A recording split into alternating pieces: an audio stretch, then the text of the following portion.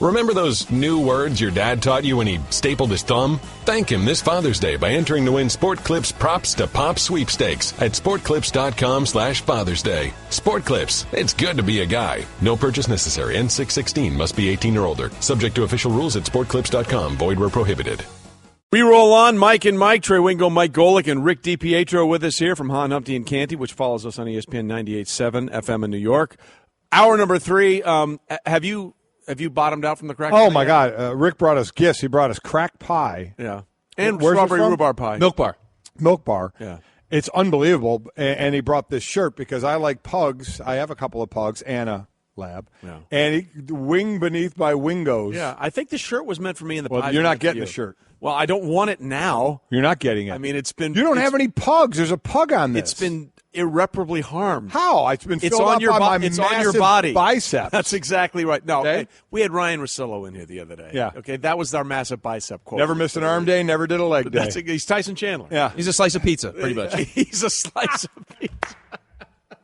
And he probably carb loads right before that. But I got to tell you, I had 2 pieces of that crack pie, and I'm not sure I'm going to make it till 10 is. o'clock. We're going to be flying high and then crashing. There's no doubt. I think I crashed in the last segment. Yeah, well, I think you did. I went well. like this You and went straight down. Yeah, you got a Wolf of Wall Street moment. You're like Leonardo DiCaprio on the phone. Oh my gosh! Yeah. We're on ESPN Radio and ESPN 2, presented by Progressive Insurance. All phone guests appear on the Shell Pennzoil Performance Line, and then actual guests just appear, like Rick DiPietro. So there's a lot to get into with you, Rick, and we've done a bunch of the hockey, but you are a well-rounded guy. And a good-looking guy, as we can tell with the outfit you got on. Mm-hmm. So let's talk a little bit about the NBA Finals here. Mike and I started the show, and again, it's hard to do this because people are prisoners of the moment. Right. But if you think about it long-term, what the Warriors are about to accomplish is go through an unblemished postseason. Just like in the NHL, you got to win 16 games, although it's a little harder in the NHL because most locker rooms after a Stanley Cup playoff game look like a triage unit, and then they're out there playing the next day. In fact, I'd love to get one of your favorite stories on that because I have one of mine.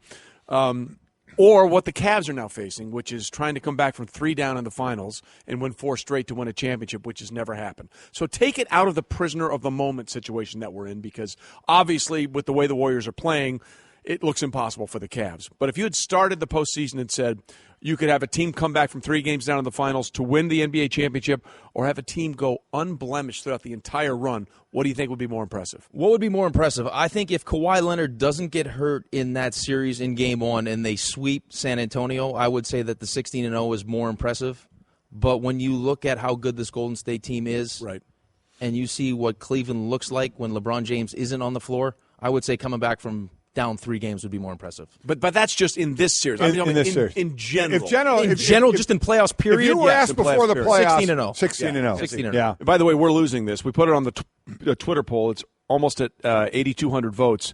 60% says, let's see, it was worded wrong on the poll. We should throw the staff under the bus here. It says Cavs come back from 3 or Warriors 16-0 sweep, right? Yeah. We did it in a vacuum. Well, we did. So that's going to immediately make people think about right now instead of doing this in general. With the whole thing we were doing was trying to put it in general, Yeah, right? we were. And Andrea just smashed This is why you that. can't have nice things. Well, we tried. We did. We tried, and we move on. We ruined our pretty little pet. So that, but not your pretty little pug. No, there you go. So we moved on from Tommy that boy, one. let's go. We'll try and get that one correct. What's impressed you the most in the way you've seen these Warriors play?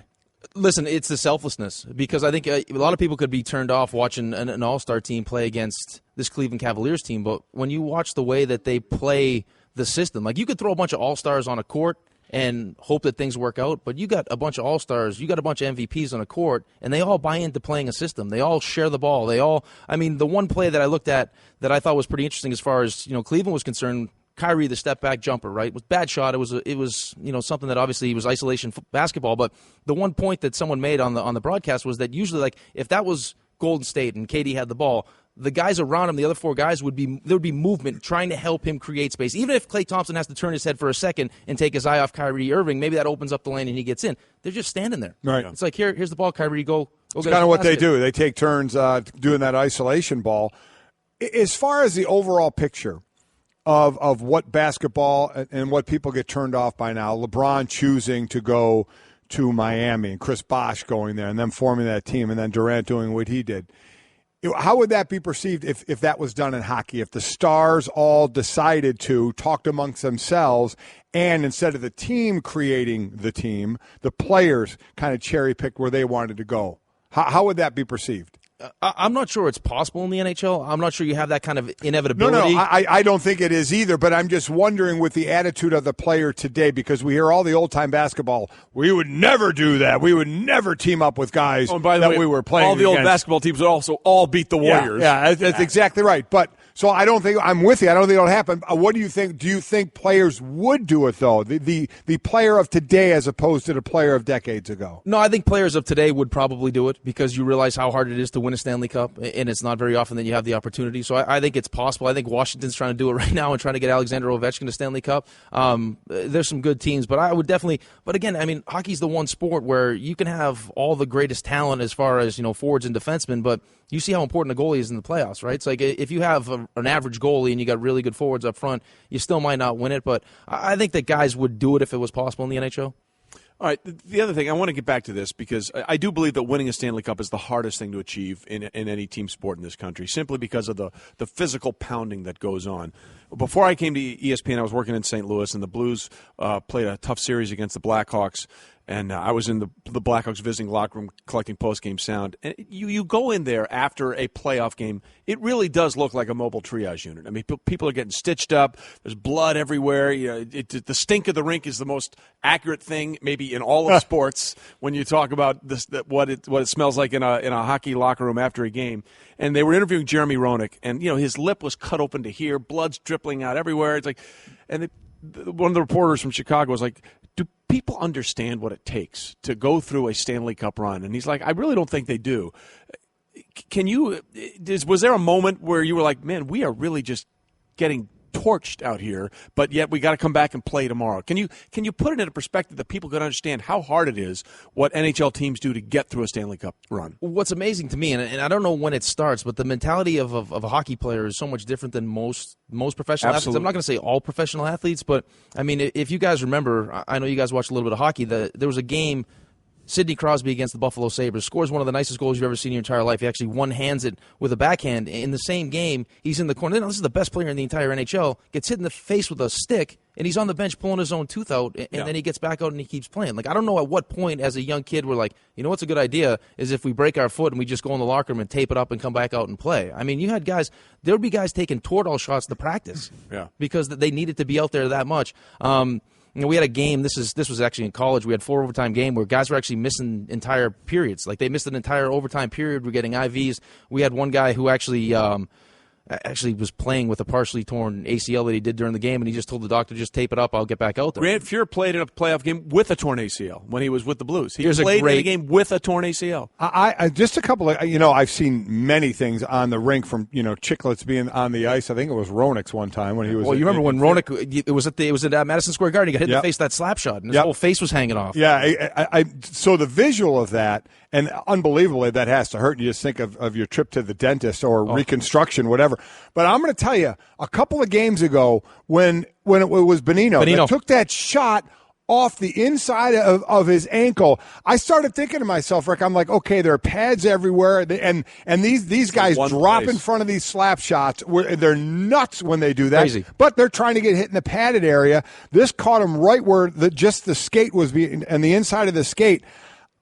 It looked like he was never going to walk again. Comes back out and plays, in that game. I don't believe we've seen him since. No, we haven't. In that one. No. Which isn't shocking to me. But I started to think, where's the worst place outside of the face? I mean, let's getting hit with a puck in the face stinks. Would be okay? So take away. Thanks for clarifying that. Vulcanized rubber at 100 miles an hour to your cranial area take that is not out a of good it. thing. Take that out of it. When Bonino got hit in the ankle, I started thinking, where's the worst place to catch a 100-mile-an-hour puck? I would say for a forward, probably in the foot, the ankle bone, right above the shin pad. That muscle, the little VMO right here. If you get hit above that, because the shin pad usually cuts off, and some guys cut it down. If you so get the hit top there, of the knee, you're saying, then you have that Charlie horse where you can't play. Ryan Johansson's actually missed the playoffs because he had the compartment syndrome from getting kneed in the leg. Right. For a goalie, for me, it was like if you just so happen to have maybe a little bit of, not in the right place. Right. Take a shot. You catch one there. Because when I first started, regions? I just wore one cup. Yeah. And I'm like, it's a goalie cup. Isn't that what it's for?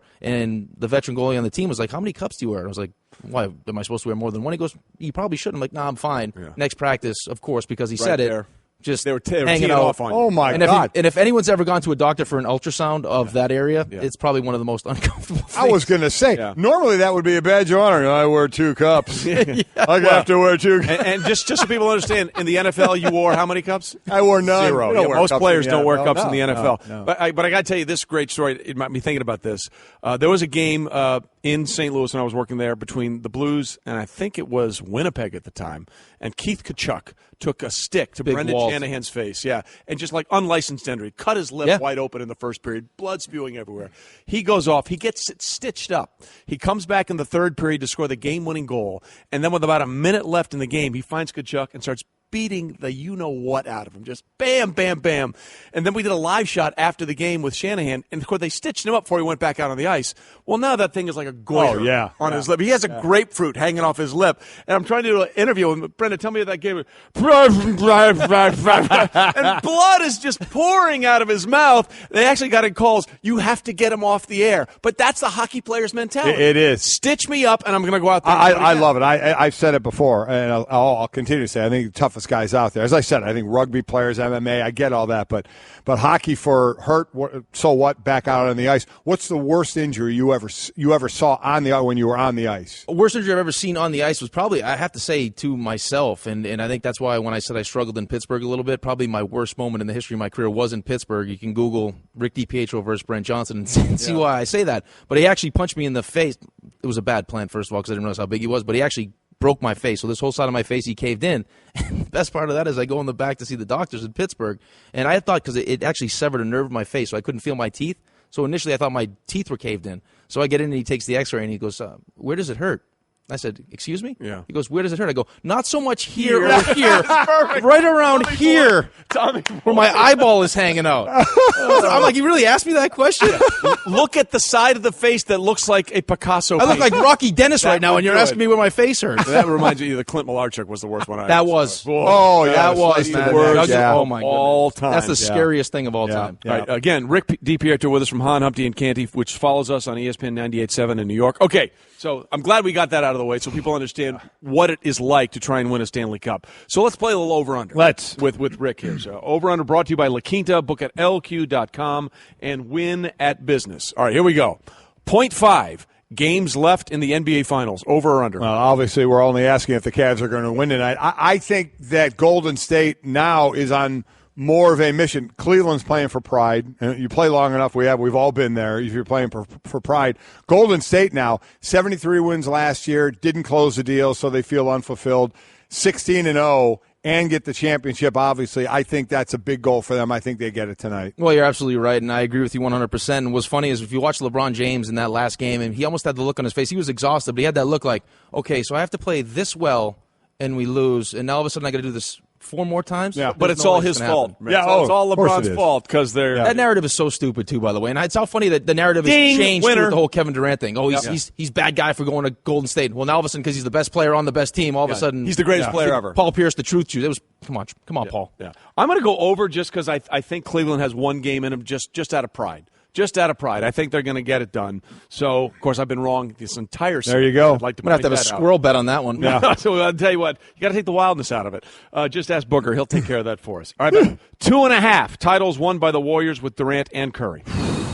Wow. That's... Which means they got to win 3 if you're taking the over. Yeah, no, I get that. Just making sure.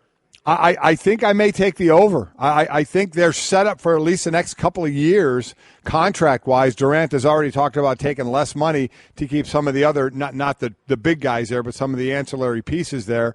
So I think they can be in position to do it. So I'll go. You can't ever figure injuries. You never know when they're going to happen. But I'll say over. I'm going to say under, and I say it for this reason. I'm not sure what Klay Thompson's going to do. I think of all the guys on that team, he's the one that probably would like to go somewhere and be the guy. More the man, yeah. More the man, like maybe a team like the Lakers. And also, we have to see what happens in San Antonio. I mean, if Chris Paul decides he wants to go to San Antonio with that coaching staff, because then we had this conversation yesterday and asked me if you guys think I'm crazy. The fact that Cleveland has the best player in the world, a lot of people argue the second best point guard, in the league, right? And they can't even keep a game close. They can't win a game. But you give Greg Popovich, Kawhi Leonard, and some guys, and he has a 25-point lead in game one. Yeah. We're all hanging on that. I mean, we're all hanging on that. But isn't that the change, though? Like, if people keep saying, well, if LeBron James loses this, they got to blow this thing up. Well, how about you address the coaching position first and maybe have a coach that can actually coach LeBron James? It was amazing the thought that if Chris Paul does go to San Antonio, will it change all based on game one and what we saw there before Kawhi, got hurt? I think I'm going to go under here just because that would be 3 and 4 years if that happens, right? If we do it together, because at some point the team is unless it says Durant and Curry, unless they re-sign and stay with the money going out there, a couple of them are going to be able to stay. Exactly, but I'm going to go under just because of the things you've talked about, maybe Paul George and maybe Chris Paul changing the dynamic, because I would have loved to have seen that series if Kawhi Leonard was healthy. Yeah, I completely agree. That would be really interesting. Okay, how about this one? 0.5, and let's let Rick start this one. Yep. Games won by the road team in the Stanley Cup Final. Again, home teams won every game. I'm going to take the under. And I know that Pittsburgh has actually closed these series out on the road in the Stanley Cup, but I just think Nashville at home has so much confidence. I mean, when you got, and I'm sure it's going to be, I wouldn't be surprised if it's Garth Brooks who sings the anthem for Game 6. I was actually hoping it would be Darius that maybe sung the anthem. Yeah, I would like to see that. Pretty cool. Yeah. But that's a tough place to win, and I just think that Nashville's going to give such a great effort that they'll probably win Game 6. I'm going under on that as well. I think the whole team holds. I think Nashville wins it in Nashville, and what a party it's going to be. Again, I just love what's going on down there. But listen, Pittsburgh has championships, used to championships. It'll go back to their place for Game 7, and they'll close the deal. I'm going to go with under as well. This will be like the 87 World Series between the Cardinals and the Twins when the home team won every single game. I think that's the way this one's headed. Okay, we were talking about this yesterday, and you actually brought it up during the break.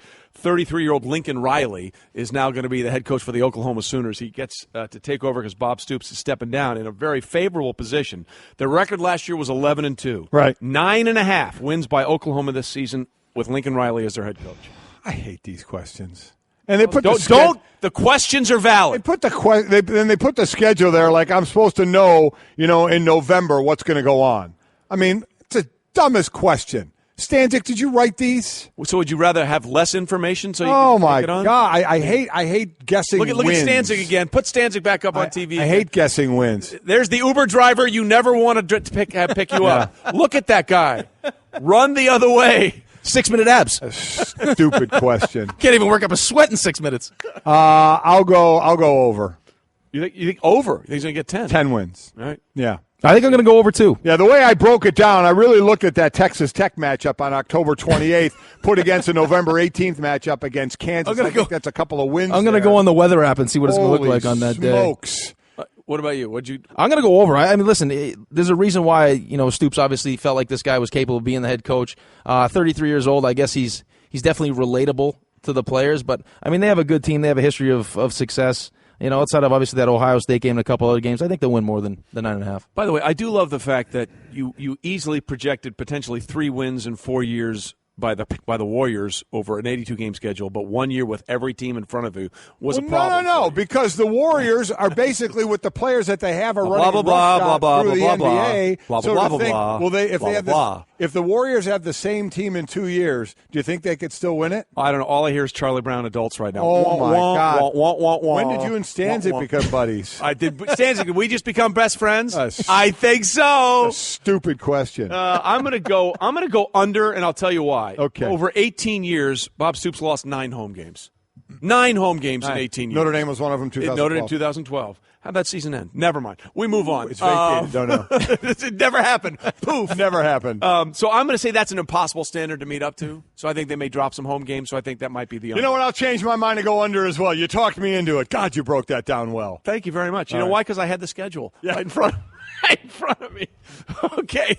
We move on. 1.5 NFL seasons left for Adrian Peterson, who says he wants to play till he's 37 or 38. I'm going to go over. I think he's not going to 37 or 38, but I think he can get a couple seasons in. I mean, this guy keeps himself in incredible shape. Now, he has had a couple of injuries, certainly that have cost him. I get it. But they say he looks great down there. Now, you're looking great when you haven't got hit or anything yet and dealing with the injuries. But I think he keeps himself in great shape. I think he wants to be around for a few more years. That's a whole lot of it. And I think he could be used very well in that New Orleans offense with Drew Brees running the show. So I'll go over. No, you're absolutely right. And he's kind of ruined it for every other professional athlete. He has. I mean, if you blow your ACL out. He ruined it for everybody. Yeah. Everybody. Yeah. And I mean, he's the closest thing to Wolverine than Wolverine at this point. I mean, he pretty much regenerates. So I'm going to also go over. I mean, if he says he wants to do it, I don't. There's no reason to believe that he won't. Look, again, December, Christmas Eve, he tears his ACL. Yeah. The very next year, he almost sets a single It's unreal. season most rushing. Unreal. By the way, he also had a sports hernia that year, so he is Wolverine. But that's the beauty of him, though, right? Like most running backs, Deadpool without the stuff. Most running backs, you get dung up, or you're a little bit older, and they're like, you know what? There's no way he's coming back because he had that season after the ACL. If he gets hurt, they're like, no, he's usually actually better when he comes back from injury. Yeah. And fresh leg, and again, less wear and tear. Yeah. He got injured last year, so he doesn't have the mileage on it. And plus, he had the 15 games where he was sitting out the one of the other years. So. Body-wise, he's really not as old as his age indicates because he's missed all that time. Finish up over-under with this one. 1 under. Winning score at next week's U.S. Open at Erin Hills. Dustin Johnson won last year at Oakmont at 4 under. Three others finished at 1 under. You're the golfer here. What do you think? Well, this is an untested venue. We've never been here before. Right. And I think that's going to create some uncertainty. Look, length is no longer an issue for golfers. They can blast away. When they have to think about every single shot instead of just wailing away, I think it's a problem. So I'm gonna say under, which would be over. You know what I mean? You're going to say it's going to be at least even par. Even par better. Even par or worse. Yeah. Or worse, yes. Or worse. Yeah, the crack pie is just killing me right now. I say it's going to be better. It's going to be better than 1 under. I say the winning score will be 3 under. You like 3? Yeah, right. 3 under. I'm on the same page as Golic. I think that these guys. That's a with tough this page to be on. Be careful. It is a tough page, but when you're wearing a shirt with a pug and Trey beneath my wing goes, there it is, conquering the earth, and it looks like powdered donut on the shirt. I mean, I don't disagree with that. I don't think he's ever taken that shirt off. It's a win-win. Yeah, and if I do, it's not in front of you. No, well. Let me be clear. I'm good with that. Yeah. Okay? Let's set some boundaries right away. That's a good one. Let's ask this thing. You're going on Russillo's show later, right? Yeah. And we'll pass Ryan in the hallway. You think he's going to be mad at us for ripping him that he arm day every day, leg day, no day? That's going to be his ringtone. That's his new ringtone. Every time it rings, Russillo doesn't miss arm day. Russillo doesn't. It's like that Aikman commercial. Oh, Aikman touchdown! Unbelievable. Russillo doesn't miss arm day. Russillo doesn't miss. Some people have cankles. He has quadcles. They're the same size of his ankles. Yeah, absolutely. So you got a T-shirt, you got the pie, and you got quad. You are the man, Rick. Thank you very much. I highly suggest tuning into Rick DiPietro on Han, Humpty, and Canty on ESPN 98.7. He's the Humpty. New York. Thank you, my friend, for being here and bringing gifts. Although that pie may be the end of me. Holy smokes! Coming up. Next, Stephen A. said something that I think Golic and I both took a little bit of an issue with, and we'll talk to him about it. We'll talk, he'll yell. Greeny, you know how to win at business? Tell me how. Show up early for meetings. That way everybody who's only on time looks like slackers. Well, I got a better way to win at business. What's that? Instant free nights at La Quinta Inns and Suites. You can show up with no advance reservation and redeem your La Quinta Returns loyalty points for a free night that same night just by using the La Quinta app. I feel like I'd win at business more than you. I'd cream you at business. Impossible. I'm undefeated at business. Go to LQ.com now and prepare to win at business. Can I take one moment? Sure. We just did over-under, and I just ripped Stanzik for the question about wins by Oklahoma. We put the whole schedule here so we can try and figure out the wins. Yeah. Can I go to question number 1? Sure. Again? 0.5. Games left in the NBA Finals. Mm-hmm. Is there a game tonight? Yeah. Over. That's a good point. Yeah. That's Way a to good go, point. Stanzik. Yeah, you messed that one up, Stanzik. Way to go, Stanzik. We sort of let that one slide. Yeah, I didn't. No, you know what it was? Caught it. Actually, someone tweeted in and caught it. The crack pie got me. Yeah, that was it. You know what? I need the BOGO 50 after that. There you go. That's exactly right. We need some balancing. Woo! We got, 88 minutes? I'm not sure if I'm going to make it. We're going to do it. We're going to get there. All right, we continue on Mike and Mike on ESPN Radio and ESPN2, presented by Progressive Insurance. All phone guests appear on the Shell Pennzoil Performance Line, and one of those is Stephen A. Smith from First Take. He joins us on said Shell Pennzoil Performance Line, taking synthetic motor oil performance to a whole new level. Make the switch to Pennzoil Synthetics today. I'm really mad, Mike, that I didn't get – nice job by you. Than the 0.5. Thank you very much. Very well Appreciate done. that. All right, Stephen A. is here with us. Stephen, let's start with you. Does it end tonight? I believe so. I believe that Cleveland basically emptied their chamber in Game 3. The LeBron playing is the way that he played, Kyrie playing the way that he played, and somehow, some way, the Golden State Warriors still managed to pull this out because of the greatness of Durant and Curry.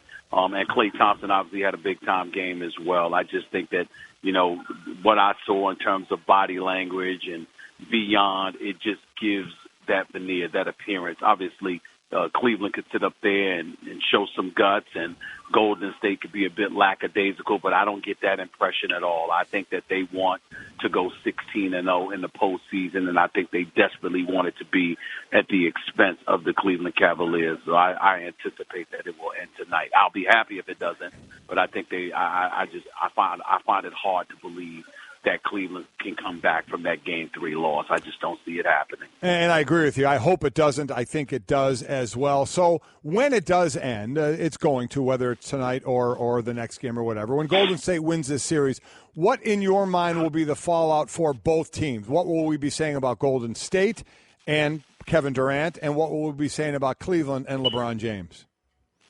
Well, what we're going to be saying about the Golden State Warriors is that they're a great team. They're in the conversation to be one of the greatest teams ever. We're going to talk about the superstar that Kevin Durant has emerged as, even though I always have believed that he is, which is why I had such a huge problem with him going and joining the team that beat him in the Western Conference Finals last year, because he wasn't some average player or some glue piece or anything like that. This is one of the top 2 players on the planet as far as I'm concerned. So for him to already join the greatest shooting backcourt in the history of basketball, I just thought was pretty much unfair. And I think that we're seeing it come to fruition and really have that point proved. We'll be talking about Golden State in that light. But ultimately, you're not going to be able to take anything away from Kevin Durant because he's the best player on the best team, and he's performed better than anybody on the biggest stage. And so he's validated his greatness. I think in that regard, that's what you say about them. As it pertains to the Cleveland Cavaliers, obviously they've got to go back to the drawing board because everything is about being able to beat whoever the champion is. And in this case, it would be the Golden State Warriors. And clearly as a team, as presently constructed, they're not going to be able to do it. They're going to have to go out there in the offseason, whether it's a Paul George or Carmelo Anthony or whomever. They're going to have to get an additional piece to what they have in order to be able to compete legitimately with the Golden State Warriors. And we'll also be talking about LeBron. And I know that you guys have a problem with it. Love y'all both, but I don't care.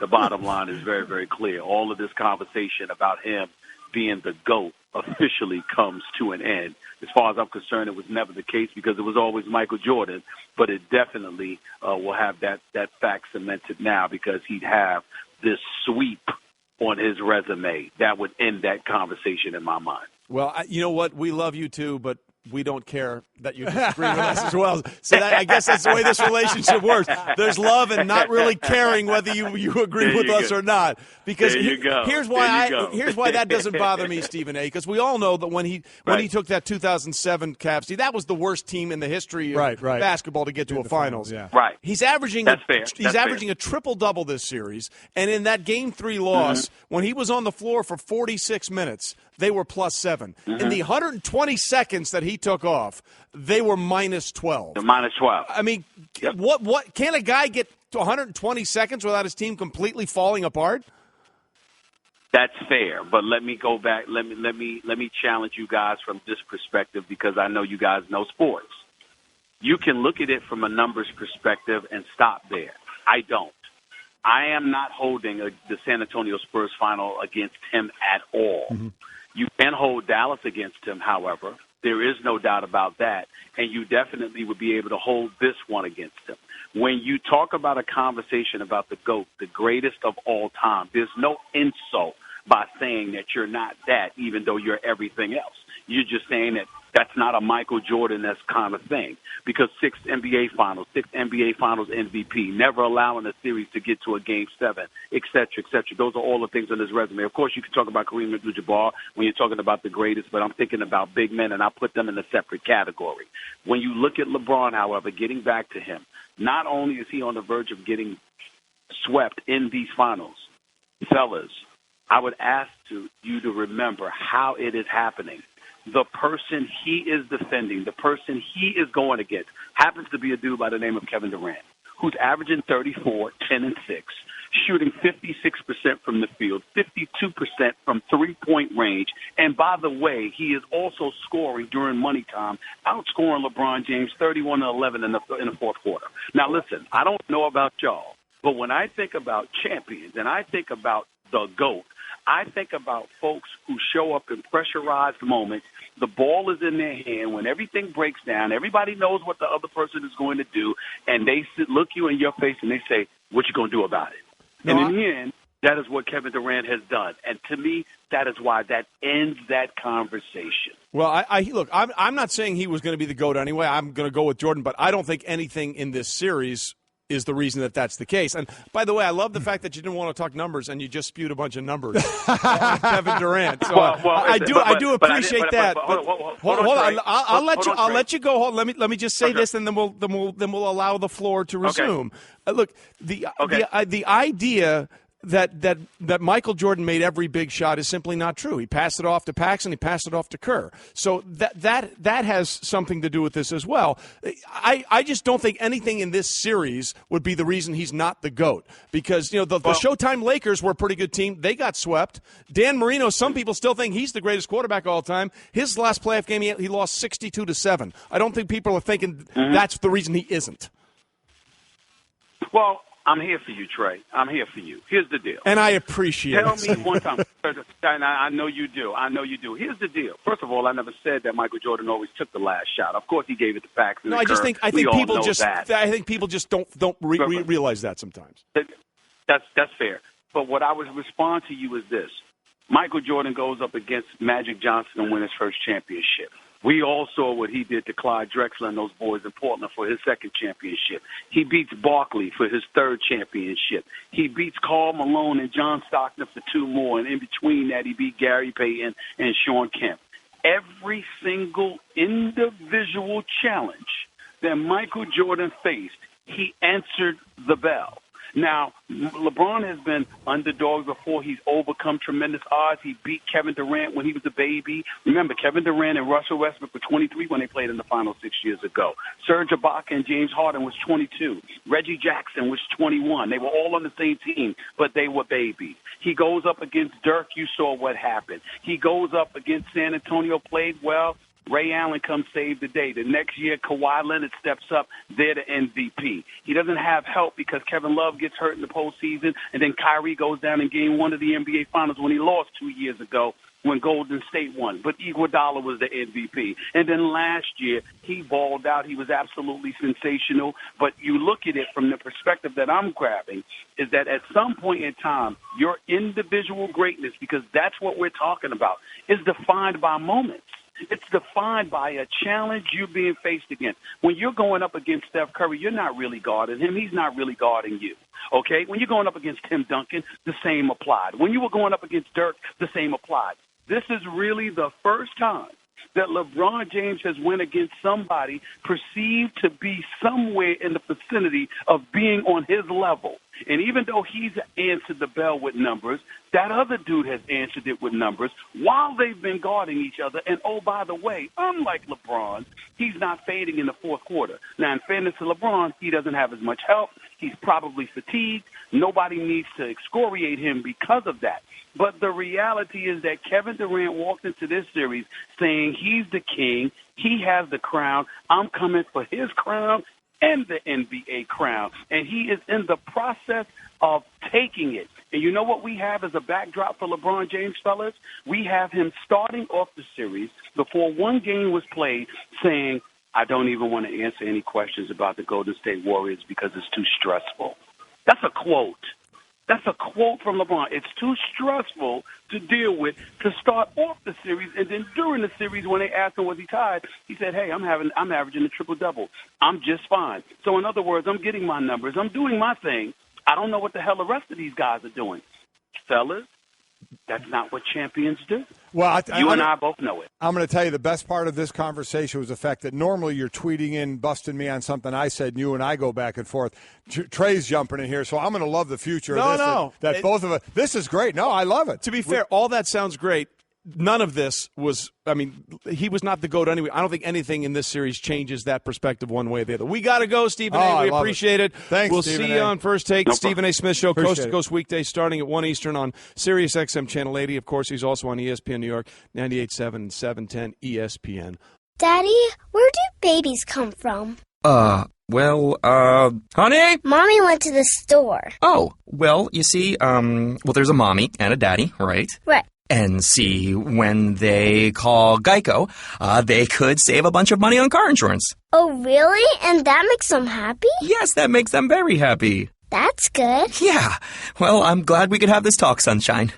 Geico, because saving 15% or more on car insurance is always a great answer. All right, Mike and Mike rolls on, and there's an interesting thing that's coming up on HBO. They're making a movie about Joe Paterno, and Al Pacino is going to be starring as Joe Paterno. Yes, he is. And that was a pretty good, I think, decision, right? Good get, yeah. So the folks over at CBSSports.com took this a step further. What other actors might play famous coaches? Yeah. And the list they put together is It's a really good good list. It's a really good list. If you're thinking of college football coaches, the first guy that comes to mind right now, obviously, is Nick Saban. Nick Saban, without question. And they put on J.K. Simmons. J.K., and I love Whiplash. J.K. Just look at him in Whiplash, and you see Nick Saban as a music teacher, right? That's a really good one. Right. I think it was fantastic. J.K. Simmons playing Nick Saban. I think that is perfect, and you picked the perfect movie for it in Whiplash. It was fantastic. How about this one?